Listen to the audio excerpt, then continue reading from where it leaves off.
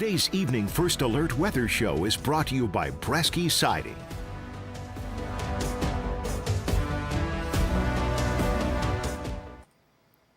And good Friday evening, Mid-Michigan. Chief Meteorologist Chris Easlick with your Friday evening forecast update. And looks like we've got something going on again this weekend. Looks like we've got some snow moving in as we head towards your Saturday. Just turning the volume down on our TV in front of me. Sounds like our sound is working, so no need to keep that going. The first slide that we are talking about tonight is the winter weather advisories that are in place for our northern counties. These go into effect at 10 o'clock tomorrow morning and continue until Sunday at 10 o'clock in the morning. So about a 24-hour period between Saturday and Sunday that we expect advisory level conditions in those counties to the north. I think it's noteworthy that it's only those counties that are included in that at this time. I think that speaks to the level of event that we are expecting this weekend. I think we will see snow. I think, as we would typically expect, there is the potential for slippery roads, but I would define this event probably a very typical Michigan snowfall event that we see a handful of times every single winter. No need to get worked up about it. No need to go to the store and buy things for the next 3 weeks. This one will be moving through pretty much, I would say, from about lunchtime on Saturday through about lunchtime on Sunday. There is a small chance that we could see a little freezing drizzle at the start of this. But the emphasis is on the word brief. We are not expecting that to be a prolonged thing. We are not expecting widespread chaos out on the roads with that drizzle, at least at this time. We'll kind of monitor things, how they develop in the morning. Sometimes drizzle can be more of a now-casting kind of event. But currently, we are expecting this to be a primarily snow event. And I think once we get closer to about lunchtime and onward into the afternoon, that is what it will be.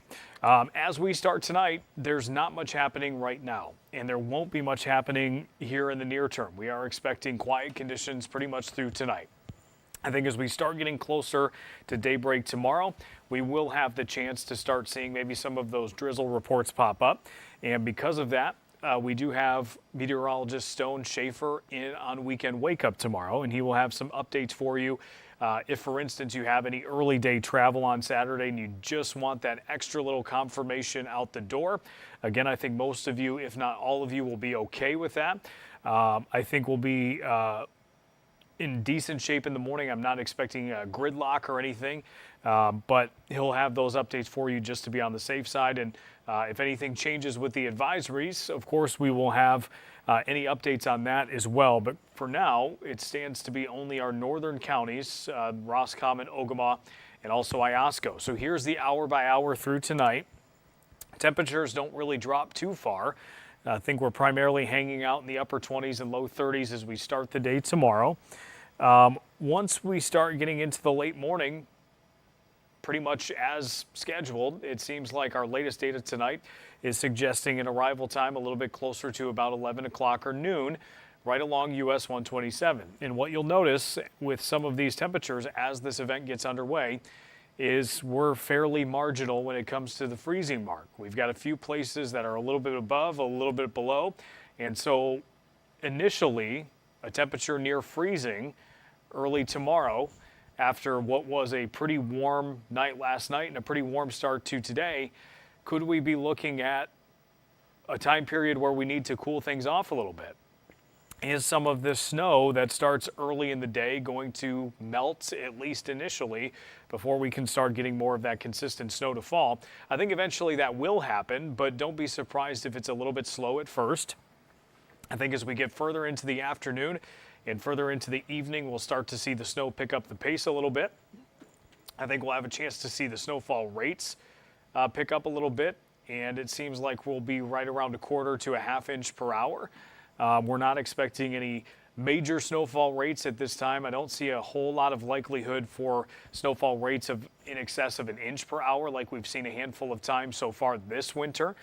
We'll, of course, watch trends as we go into tomorrow just to be sure, but this seems more like a just kind of grind it out gradually over the course of several hours, and then eventually things just kind of taper off. One thing that I think is worth noting is if you take a look towards 6 o'clock, we're starting to see what we call a dry slot fill in, where we get some of the drier air that's wrapping around different parts of the system starting to move into mid-Michigan. And if we go from 6:30, where you're starting to see the initial stages of that, and we start to go towards 9 o'clock, all of a sudden that dry slot has gotten a lot bigger. And so while snow may not completely shut down area-wide, I think there is a chance that it could shut down in many areas. And so our snowfall map from earlier this morning until this afternoon, we actually decreased the amounts in some of our northern counties on the front end of the range. We added sort of a lower floor to that event because it seems like with this dry slot, especially with how far north it's moving tonight, with what appears to be our latest model data coming in tonight, this is moving that dry slot even a little bit further to the north. And so I'm glad we made that move this afternoon, because if that happens, even some of our advisory areas miss out at least a little bit on some of that time they would otherwise be spending on accumulating snow.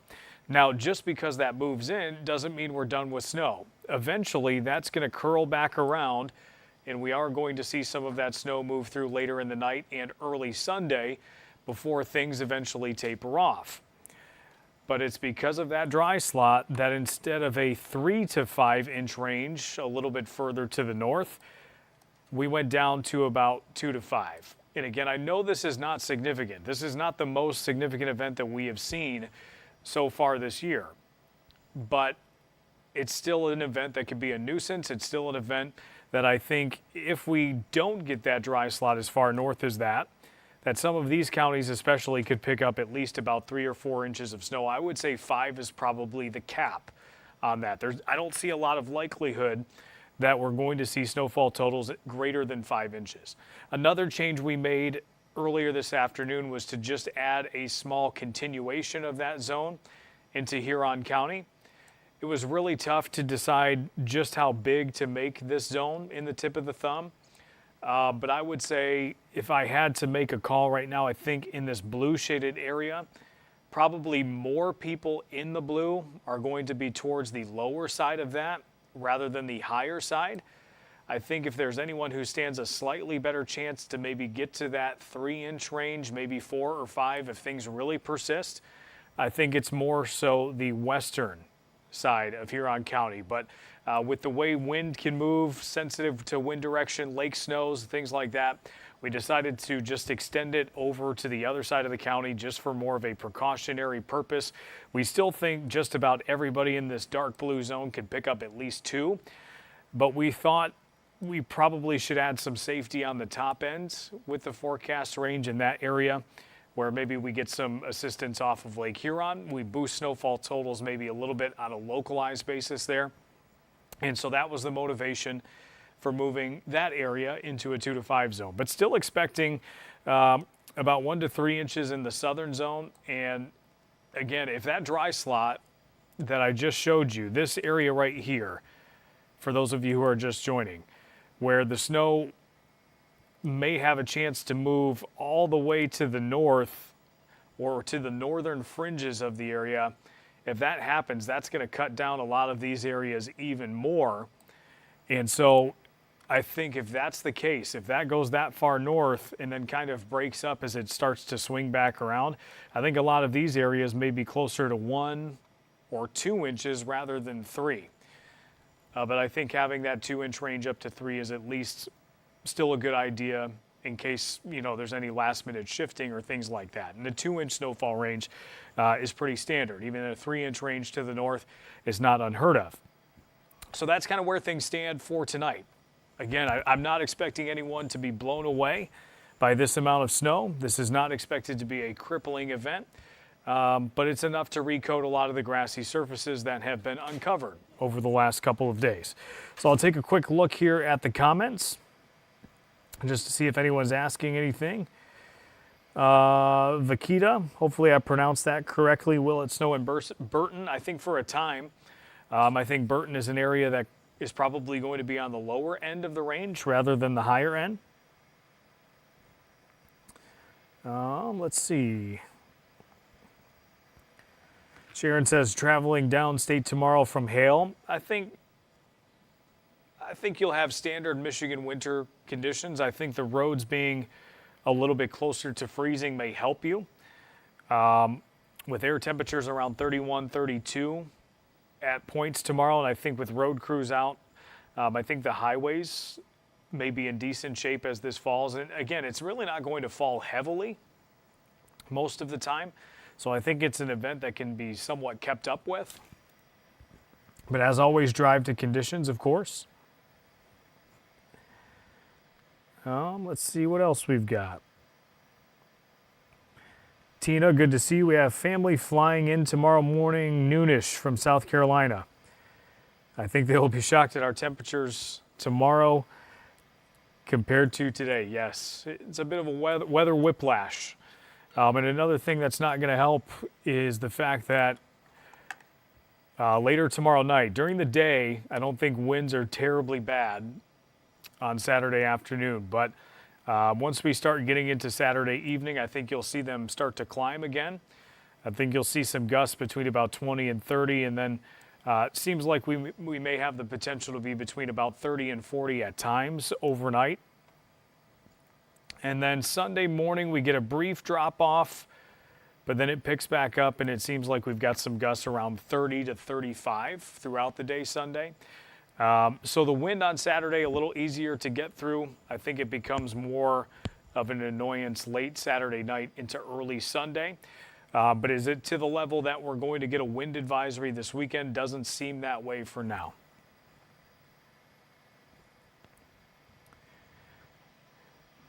Yeah, Derek, I suppose the dry slot, it's more of a headache for us than for you. It's probably a good thing for those of you who do want to get some stuff done tomorrow. I think you'll get that break. Probably, I would say the best time for that snow to stop somewhere around 6 to 9 in the evening, give or take. That's a really rough outline, but if you see 6 o'clock right here, it seems like we're moving in that direction.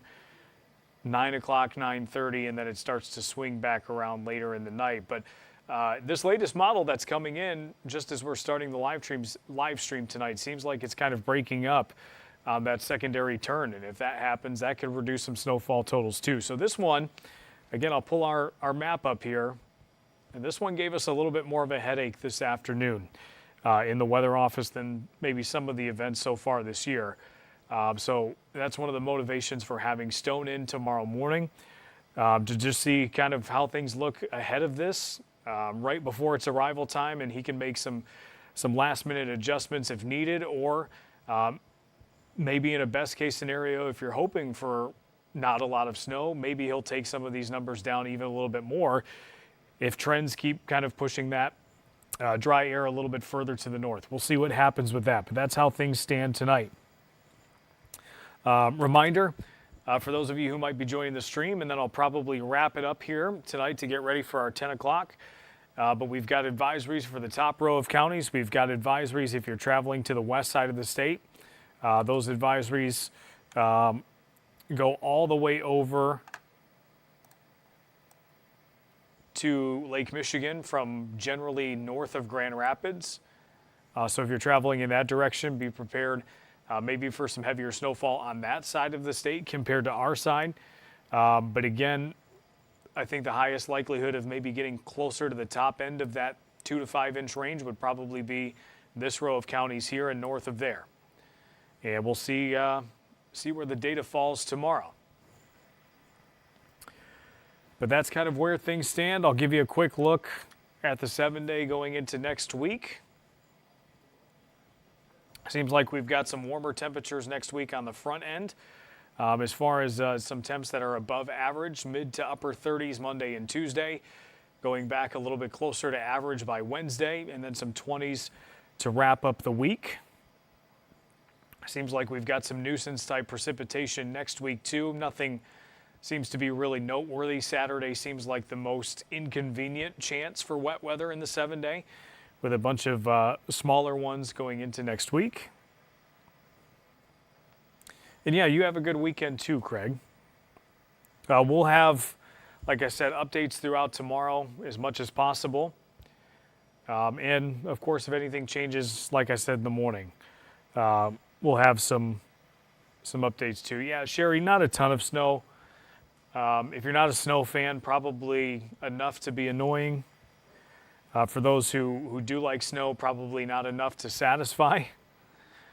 So enough to recoat the grass, cover some of those brown areas that popped up the last couple of days. But we have had far more significant events that have happened so far this winter.